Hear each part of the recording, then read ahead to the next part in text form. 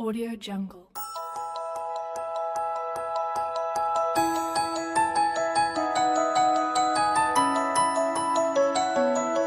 Jungle. Audio Jungle.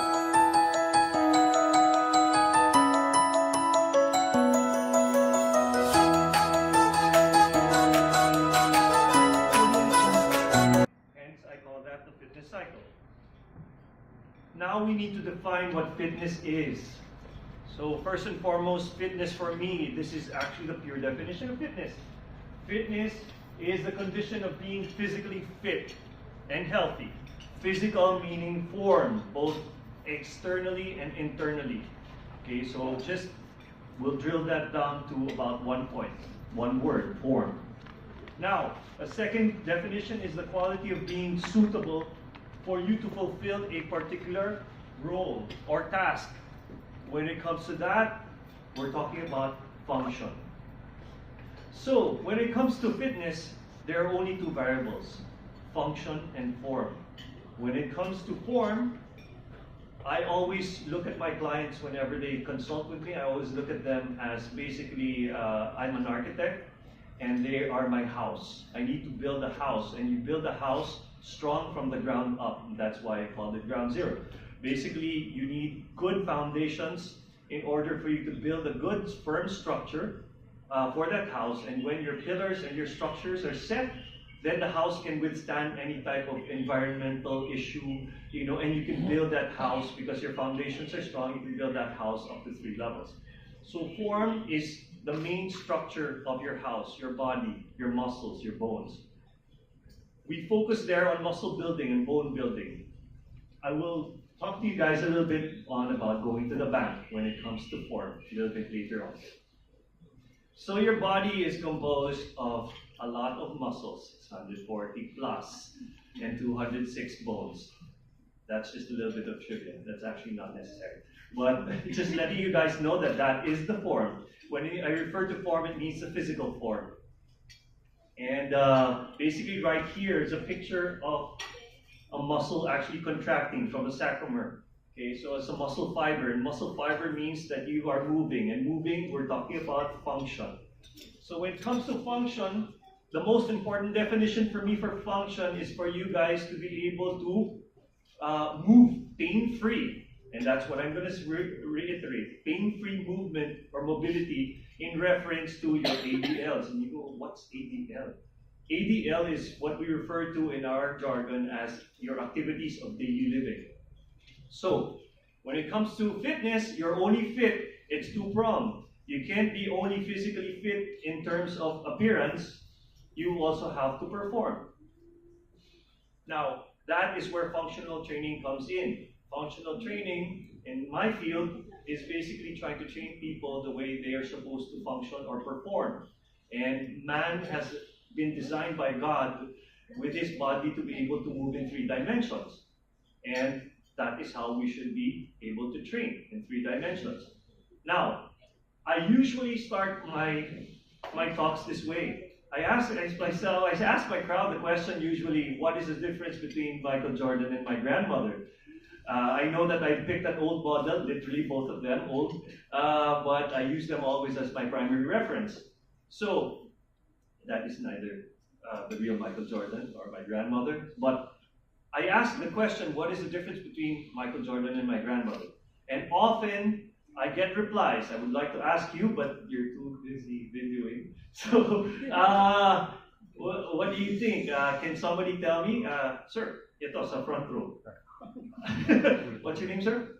Mike. Mike, okay. Sir, ano yung kaya yung observation natin? Ano kaya difference ni Michael Jordan at saka ng Lola? Difference? Yes. Male and female. Male and female. Wow. Ang galing. Okay. What else? What else do you think? Young and old. Young and old. Good difference. Okay. The form. An athlete. An athlete and a And lola. An athlete and a lola. Yes, perfect. Okay, now, I try to ask myself that question as well, and usually the answer is again in referring to your activities of daily living. Now, you see, one an elite athlete actually needs to do for his activity of his daily living is to wake up every day like LeBron James and be agile, nimble, mobile, strong enough to jump, fast enough to outrun his opponents with quick foot speed in order for him to perform his game, which is basketball, at an elite level. What my grandmother needs to do is probably be able to water the plants, walk from point A to point B, garden, of course, cook food, and maybe enjoy playing with her apo a little bit because of the restricted movement. But they both have activities of daily living. Therefore, they both need to perform. And the thing there is that Michael Jordan or any elite athlete, when they have a failure to perform their particular daily tasks, referring to their activities of daily living, if they're unable to do so, the quality of life starts to dip. Whether you're an elite athlete or my grandmother. So I ask myself the question again, what's their difference? I will say there is none.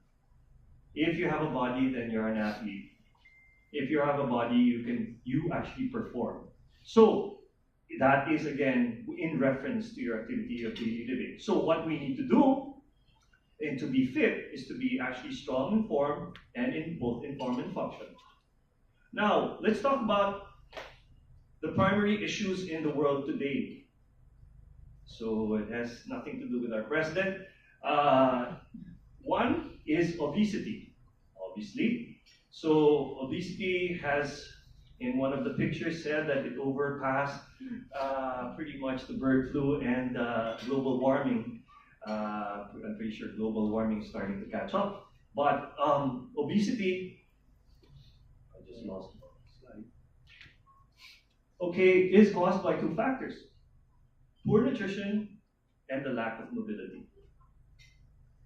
So here, as a nutritional fact, there is that we've got about 30 million Filipinos, or about 3 out of 10 Filipinos, who are actually considered obese, and that is, I think, roughly around the 214 graph, and about 1 out of 10 who are undernourished.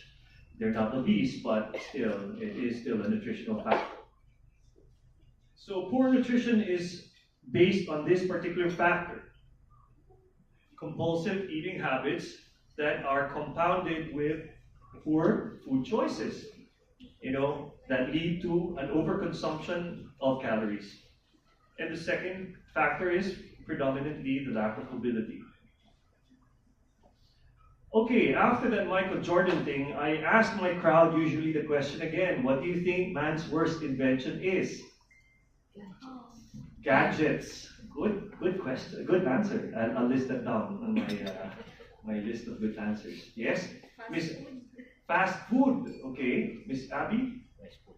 Rice cooker. Maling event ang pinuntahan niya.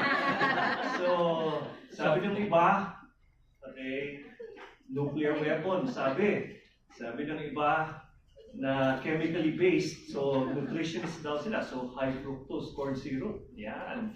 So, Abby, ikaw, anong worst invention ni man raw? Soft drinks.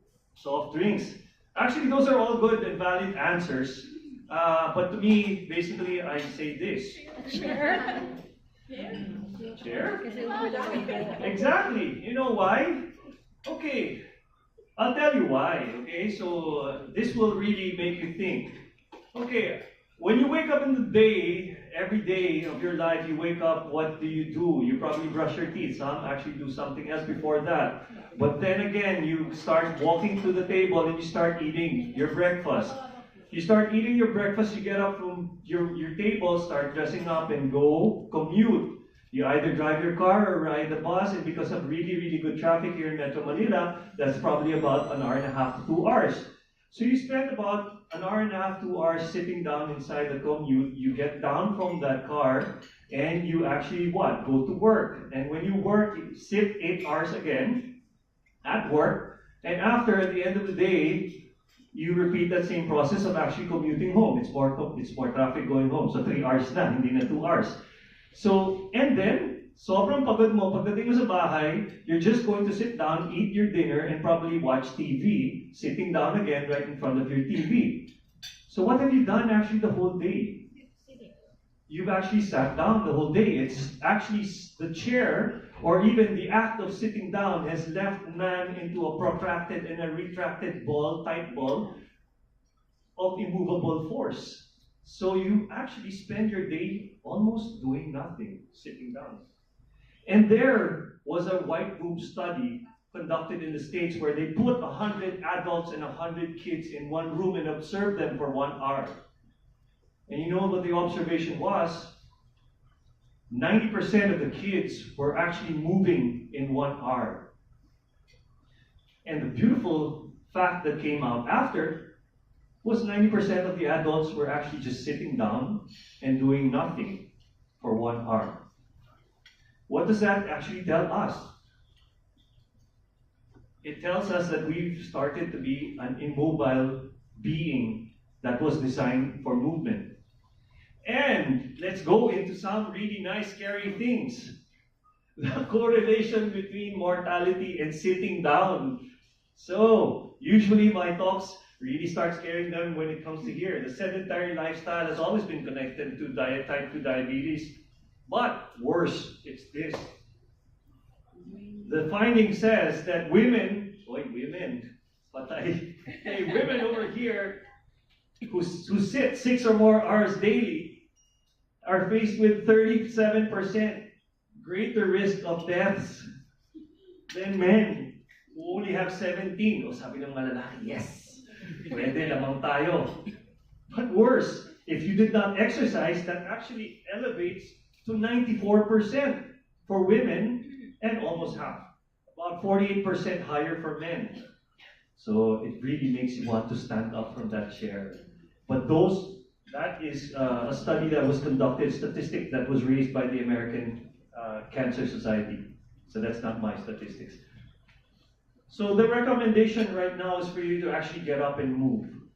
So I want everybody to think about this because it is actually important.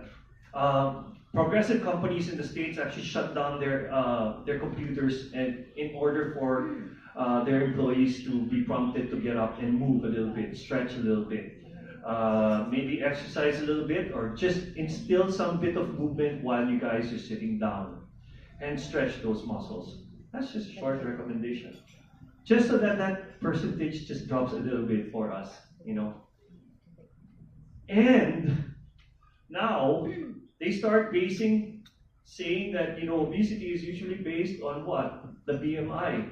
But now there are more recent studies that there is a greater correlation between a lot of the illnesses, especially coronary heart disease and waist girth. Okay, so they're saying that men with 40 inches and larger have a greater risk for a lot of coronary heart diseases, and the women with 34 inches and bigger. So everybody starts on tape measure. Okay, so yeah, but the truth there is that it does. It has been a study that has been conducted in the past 10 years, and there is some greater validity to it, and a good tactile and very visual check for everybody for us to know whether or not our fitness is going south or whether we're progressing well.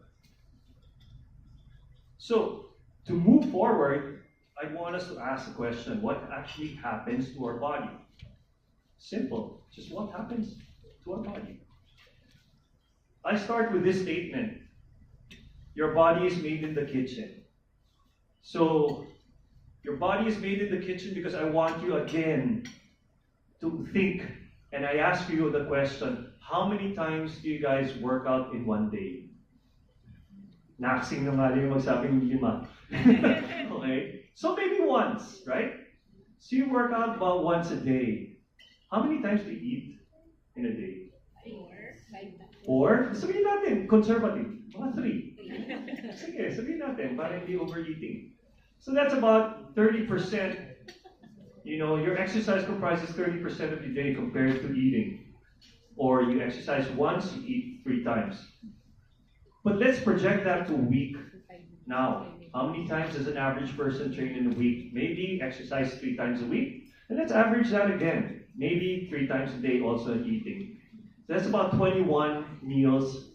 and 3 exercise sessions. So when you look at that, it goes down now. Exercising goes down to about 14%. Let's make that a little bit higher. Let's put exercise at 20% and you're eating at 80%. Project that to a 1 whole year and a cumulative effect. Eating is what actually creates your body more than exercise.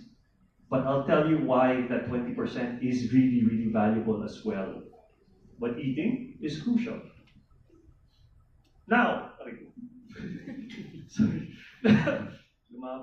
Okay, now we start by a re-education of our minds thinking that food is yummy. Now, it is supposed to be good, but food is primarily fuel. Fuel to energy, as energy, fuel to actually power our body. Think of our body as a beautiful Mazda 6, Mazda 6 car. So, your body, like a car, you need to put in fuel in order for it to move. And that's plain and simple. So, your body actually needs that fuel in order for you to get from point A to point B or to move. And the machine or the engine of your car that converts this fuel into mechanical energy in our body is called the metabolic process or the energy systems. I'm going to start get a little bit deeper here. Medyo magiging nerdy ako ng konti. But the process of converting that food, a chemical process of converting food into physical, physical energy is what we call the metabolic process. Now, this is just going to be in passing. The only currency that will allow your body to contract a muscle is due to this thing called ATP. ATP is adenosine triphosphate. And that's where I'm just going to leave it at. It is the only currency that your body, that your muscles will accept in order for you to be able to move. It will not accept fat, it will not accept carbs, it will not accept proteins. It will only accept ATP for you to be able to move. Now this ATP, as you contract the muscle, now it's adenosine triphosphate, yung tatlo, will release energy in order for you to contract that muscle, and then nagiging dalawa na lang, nagiging adenosine diphosphate and an extra phosphate, which is not useful to your body. So what happens? Your body now starts looking for other forms of energy. So this is called the energy system. A metabolic process actually runs through what we call the alactic system. Meaning, I'll just make it simple for you guys. The first 10 seconds of your muscular contraction, you will use ATP. ATP that is stored in your muscles. ATP that's stored in your muscles is very limited. Kaya 10 to 15 seconds lang. Pagkatapos nun, maghahanap na sila ng ibang source of energy. Kaya lilipat ngayon siya sa susunod, yung glycolic or yung lactic. Now you're going to be taking that from what? Blood glucose. And that's where carbs actually comes in. So yung carbs, nandiyan na. Pumasok na, wala ka ng ATP eh. And then you progress. After about 30 seconds to 3 minutes, you move up to the next system. That is used by long duration exercise or long duration movement. And that's when you start kicking in both blood glucose and then fat. So, what happens when you don't use that energy or that fuel? That fuel coming in from all forms, whether that's proteins, carbohydrates, or fats, actually gets converted into the most preferred storing form of your body of fuel, which is fats. Now, same as a car where you put fuel, hindi nyo ginamit, isa-store lang siya sa tangke. Pero that's where the comparison ends. Because gasoline remains gasoline in the tank, but in your body, carbohydrates that enters and is not used is converted into something else, especially if it is coming in over excess amounts. So how does this work? I mentioned carbohydrates. Why is there a big, bad rap on carbohydrates? Because we're Asians and we love carbs. So about 60% of our diet probably comprises of carbohydrates. So therefore, there is a higher tendency for you to probably overindulge in carbohydrates. Now, we're talking about the good and the bad. Actually, when it comes to carbohydrates, I do not want to call it good and bad. I will just say that there are carbohydrates and there are better sources of carbohydrates. But for the purpose of illustration and distinction between one carb and another, we'll just call it good and bad carbs. So, your body does not recognize good and bad carbs. It only has a simple process in mind, and that is whatever you put in the body, it should be converted into energy. So it does not distinguish what from what. So, when you refer to basically this graph, you'll see two types. A good carbs has a gentle slope up and a gentle slope down. And there are two lines there, blood glucose and insulin. Then for bad carbs, you see a very, very sharp spike and a very sharp decline of blood glucose and insulin. That's actually what is wrong. That's what makes it bad. So, I'll move forward from here. Just try to remember, gentle slope or gradual steady slope, and one peak and one crash. Now, in order for us to understand peaks and crashes, there is something called the glycemic index, or the GI. The glycemic index is the standard number that tells you basically that how your body converts carbs, into glucose. It also is a number that tells you how fast or how slow blood carbohydrates will be absorbed, or glucose will be absorbed in your body, in your bloodstream. So how fast it is and how slow it is will determine whether it spikes up and down or it has a gradual slope. Now, what you don't want is something that will make your blood sugar spike up and go down. Why? Is that because in the glycemic index, here we'll have a range of food items. Okay, something that has low G and GI will be classified as having a GI number of 55 and below. 56 to 69 is something between mid-range, and something from 70 and higher is actually considered high in glycemic index. The higher the number, the higher the quicker absorption into the bloodstream of carbohydrates and glucose, and eventually the quicker the spike, okay, and the quicker the crash as well. So if you take note, white rice over here, okay, over there, is about rank 64.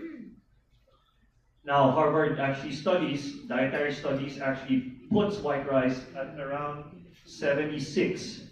So the first rating is somewhere around mid. The Harvard studies actually puts it at the high GI. The longer that you cook rice, actually, or any food matter for that matter, it increases the GI rating. So just think about that. The longer you cook food, the higher the GI rating. Now, it all comes down to this, basically. This is what we call the insulin fat storage trap. I say trap because everybody falls into it. And once you fall into it, you'll never, or not never, but it's hard for you to get out. Why? Okay, so basically you've overindulged in sugars in, let's say, for example, grains or carbohydrates.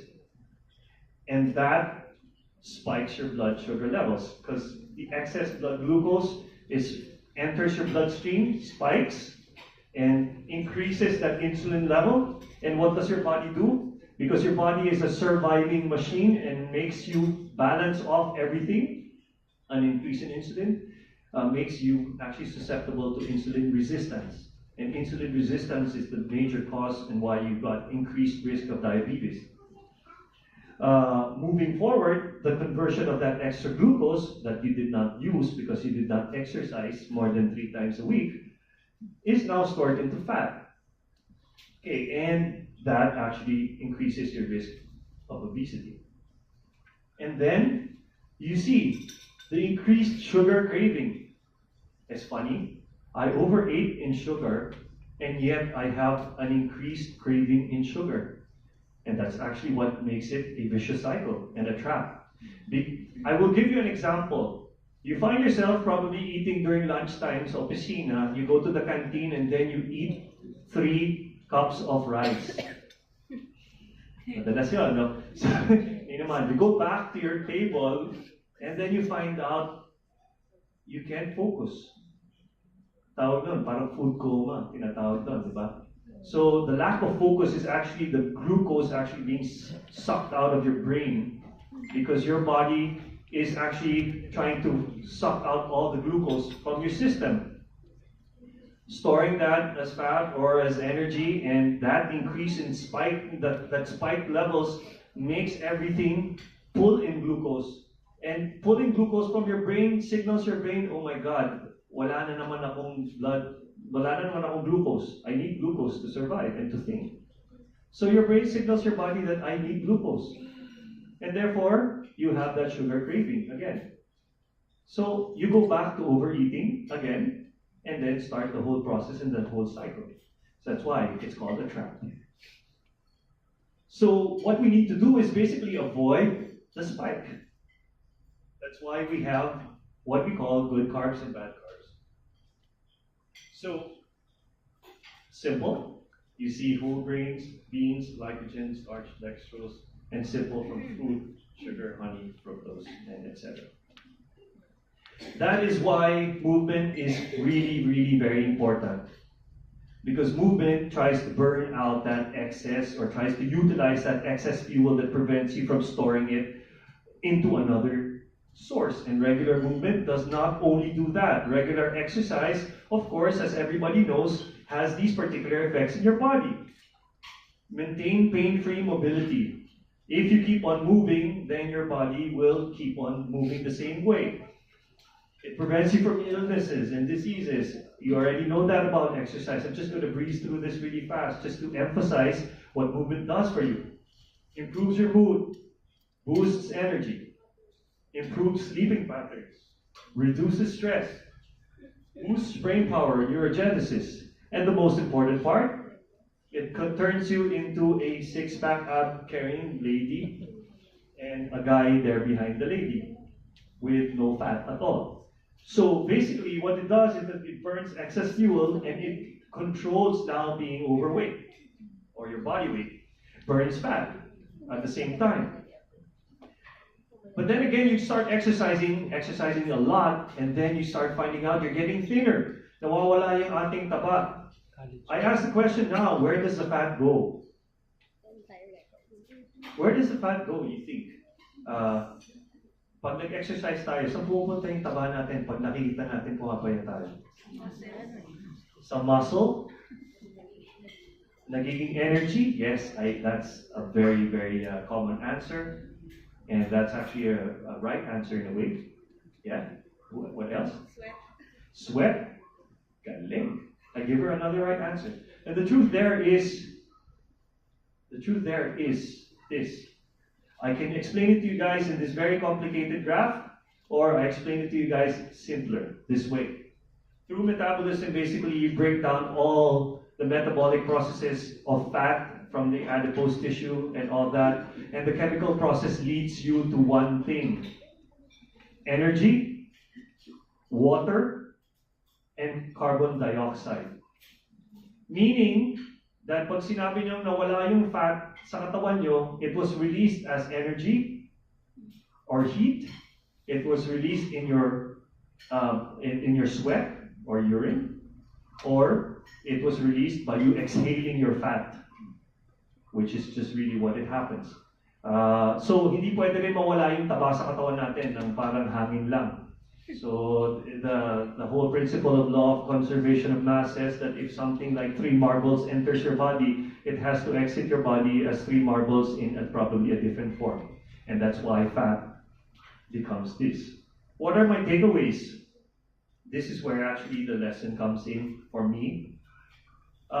Movement comes in a balance between form and function.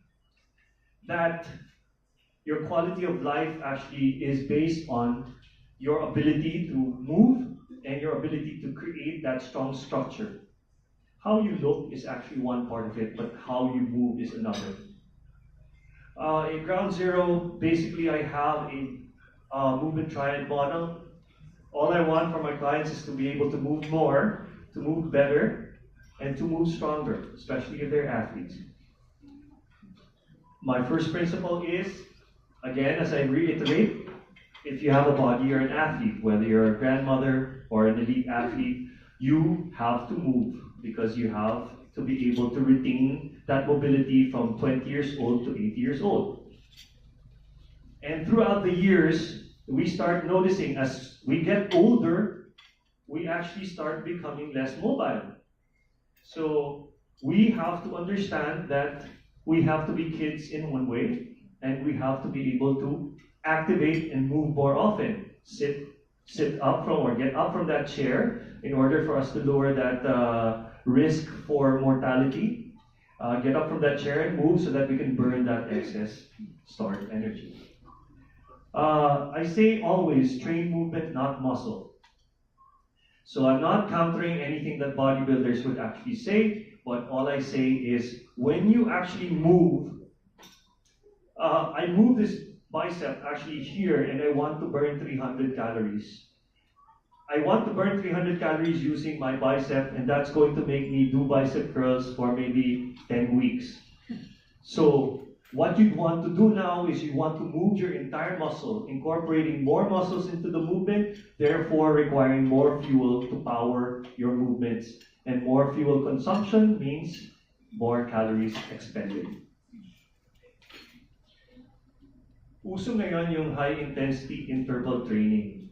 So if you're gonna ask me what is a preferred training option, I would recommend interval training. Because there have been many scientific studies that try to compare high-intensity interval training compared to low-intensity steady-state training, or I'd even say moderate intensity steady-state training. So it's between hit or miss. But low-intensity aerobic training, or meaning going for hours and hours onwards, can burn calories. And I'll show you why high-intensity interval training is actually a lot better. You look at the first fact over there saying that you can burn 35% of fat using high-intensity interval training, where 50% fat will be burned using low-intensity aerobic training. Now, why is the former better than the latter? It's the total caloric expenditure that you have. Meaning, let's just talk about in simpler sense, pag nag-exercise ka kasi, using interval sessions or interval training methods, basically where you actually increase your intensity and then decrease it, what happens is your body can be programmed to maintain that high level of the metabolic rate for a longer period of time post-exercise, meaning that your metabolic rate is raised by 24 to 30 hours after you exercise. And the thing about endurance training is that the burning of your calories ends when you stop running or when you stop doing endurance exercises. So when it comes to the total calories expended, you still burn calories when you're lying down in your bed, when you're resting, when you're sleeping after your workout. That's really nice. That's called the afterburn. And the afterburn is dependent on a really, really scientific term called excess post EPOC, or excess post exercise oxygen consumption, or an oxygen deficit, but let's not go there anymore. We'll call that an afterburn. So I'll just put this as a difference. Now, I can burn 300 calories or 400 calories in a 40-30 minute workout for as long as it's high intensity interval. In order for me to do that with steady state aerobic training, I'll need to probably jog in a very, very really calm manner and probably walk for about 3 hours. Maybe 4 hours even, kung may pahinga. Not bad at all. That's still 3 hours.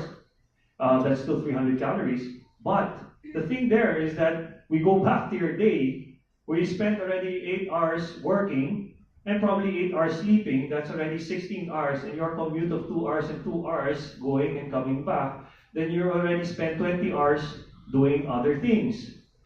Where will you get 3 hours? You have 4 hours left in your day, and 4 hours is spent running. What do you actually have? 30 minutes or 40 minutes or 3 or 4 hours? Of course, that's why when it comes to sustainability and consistency, high intensity interval training is actually more feasible for everybody, for that matter.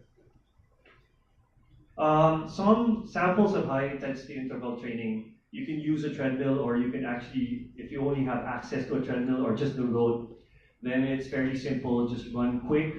I'll use RPEs right now if you don't have a heart rate monitor. RPEs is the rate of perceived exertion. So you run at your personal rate of what you think is a 9 or 10 level of tiredness for about a minute, running really brisk, fast, and then recover for about a 6 and 7 for 2 minutes. So that's good. That's good enough. And repeat that cycle for 3 times, and that's your workout for your day.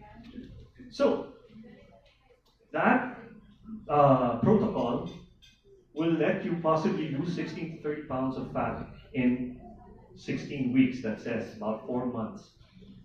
Or you can use resisted training. So you use resistance equipment, barbells, dumbbells, sandbags, kettlebells, or medicine balls for some resistance. And what it does is that it actually increases the intensity of your workout and mimics actually that sprinting modality.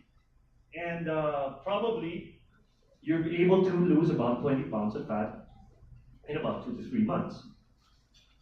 At Ground Zero, basically, I have a service called the Afterburn, and the Afterburn is supposed to try to drive at the exact thing that happens to your body post-exercise, and that is fundamentally making you train for 30 minutes, and after 30 minutes, burn 300 to 400 calories, or 400 to 700 calories rather, and right after, burn an extra 150 calories within 20 hours.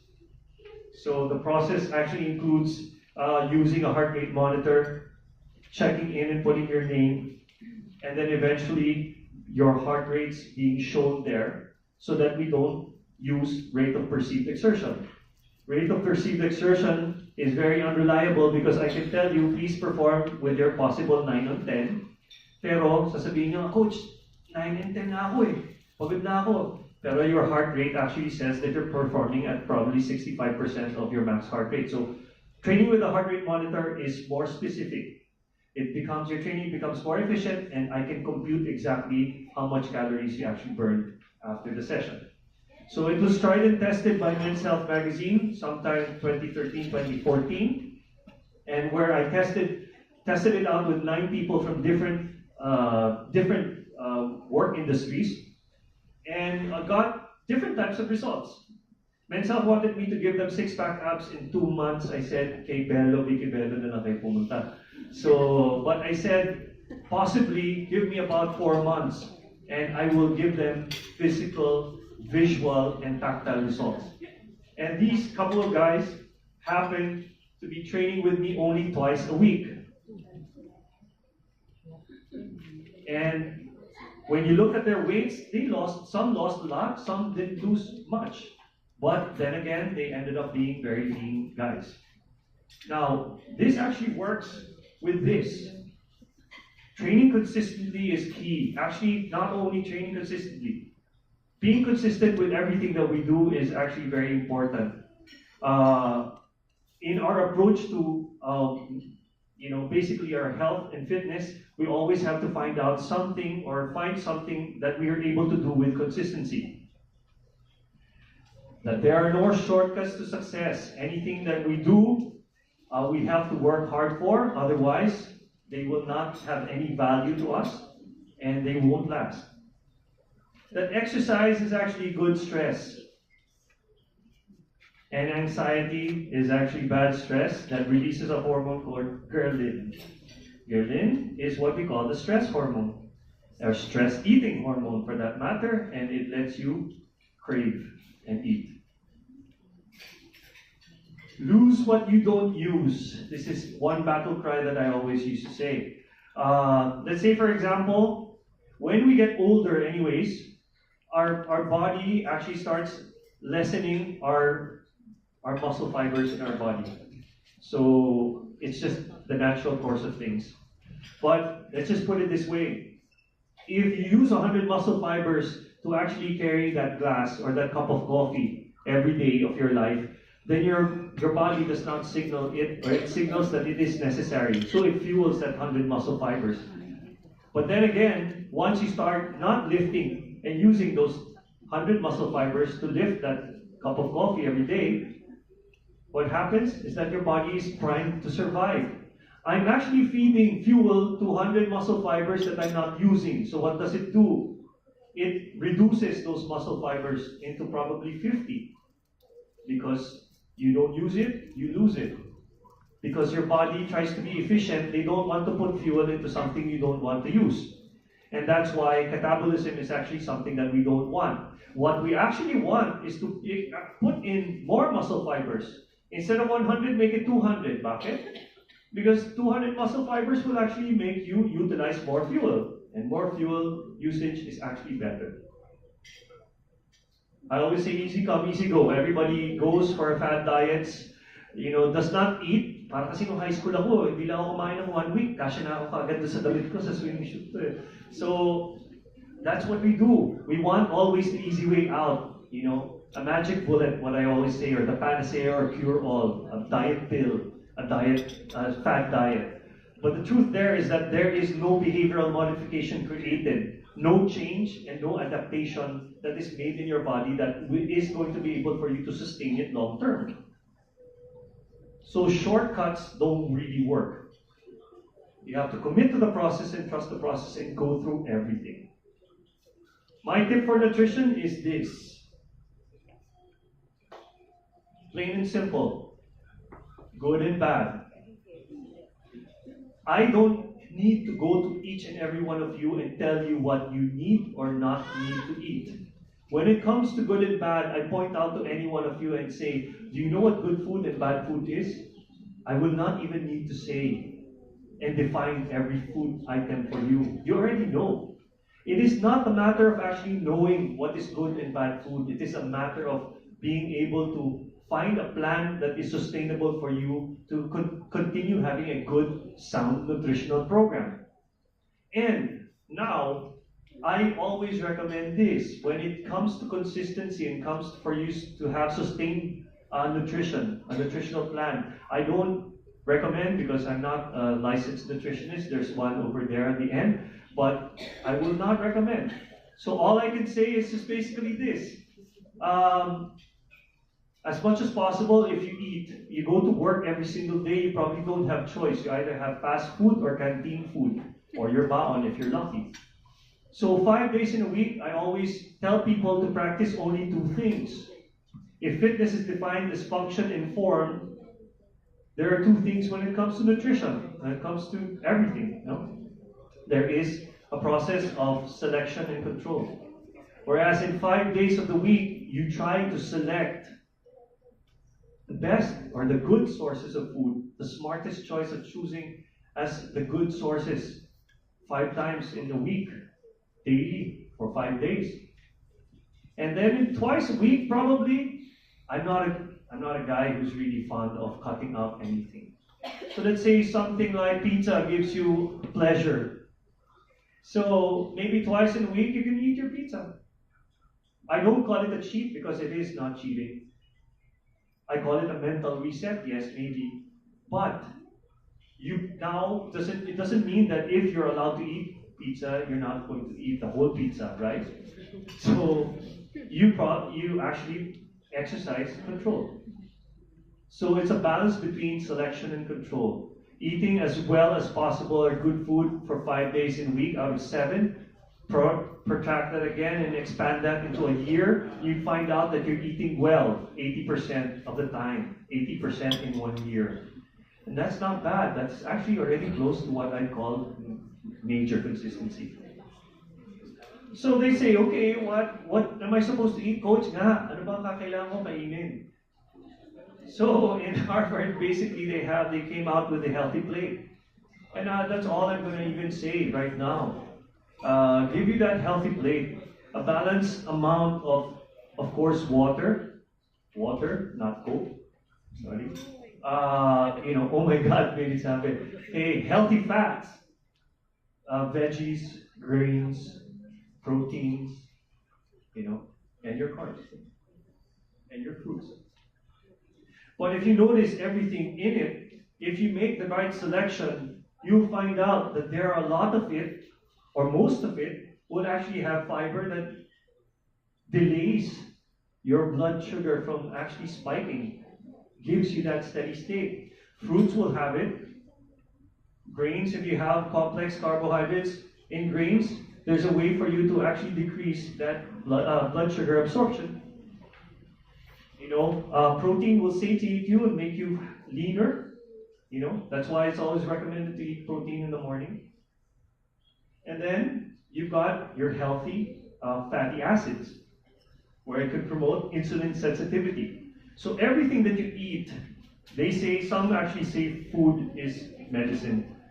For me, it could be so, but then just being very intuitive with your movement and intuitive with your nutrition leads you to be a very healthy person. Recovery. I go back to the car again. I'm winding down. Going back to the example of the car, when we talk about the car, the same Mazda 6, if you run it at full throttle every single day of your life without having that downtime of maintenance, of changing oil and all that, you're not going to last long with your car. It's going to break down. Same thing with your body. Your body needs that downtime. That amount of time where you rebuild and everything. Rebuild, recover, and come back into play stronger and better. So some recommendations that I give for recovery on your recovery days if you're working out is you can foam roll or massage and stretch to make your muscles more pliable and make your muscles actually more supple.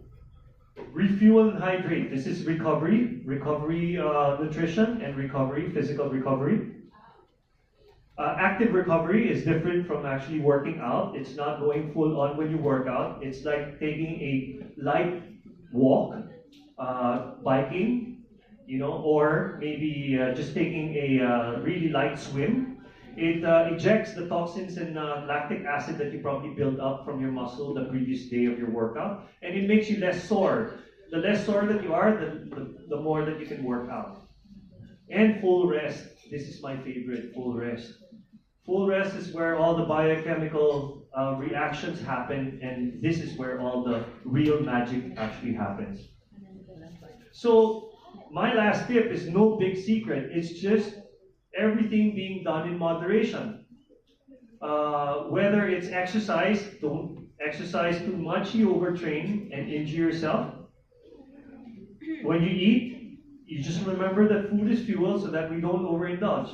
There's no secret, no big secret. And it's something that is doable by everybody.